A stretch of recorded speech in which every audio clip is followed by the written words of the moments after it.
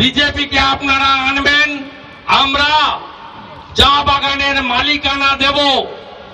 আপনাদের কথা দিতে পারি, শুধু মালিকানা নয়, পাকা বাড়ি, শৌচালয়, গ্যাসের কানেকশন আমরা সম্পূর্ণভাবে চা বাগান শ্রমিক সহ আমাদের বর্ডার এলাকার মানুষের জন্য করব।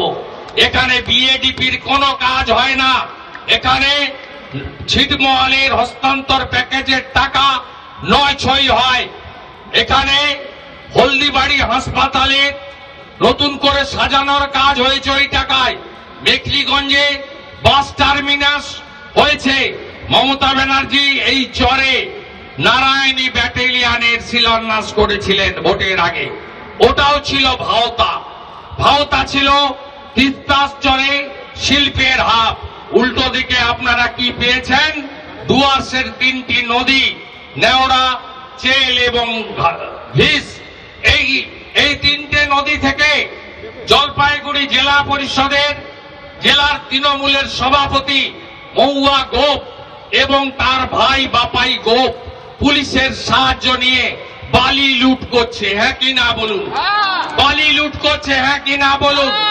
এই চোর তৃণমূল কি কি খেয়েছে?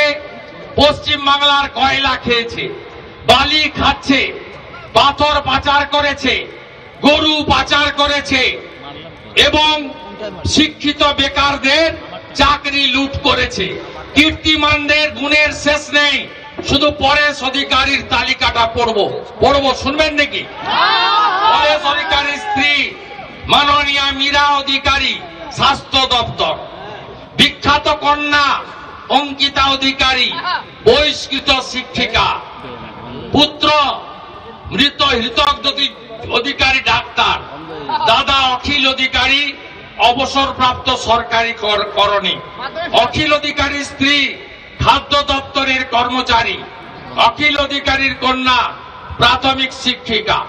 ভাই হরিশ অধিকারীর 4 পুত্রের একজন কলেজের করণিক, বাকি 3 জন খাদ্য দপ্তরের কর্মচারী। ভগিনীদয় মায়া দেবী, ছবি দেবী আইসিডিএস এর সুপারভাইজার। আর কত নাম পড়বো? একাই 37টা।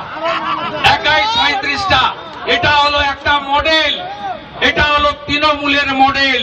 এই তৃণমূল লক্ষ লক্ষ মেধাযুক্ত বেকার যুবক যুবতীদের চাকরি লুট করেছে।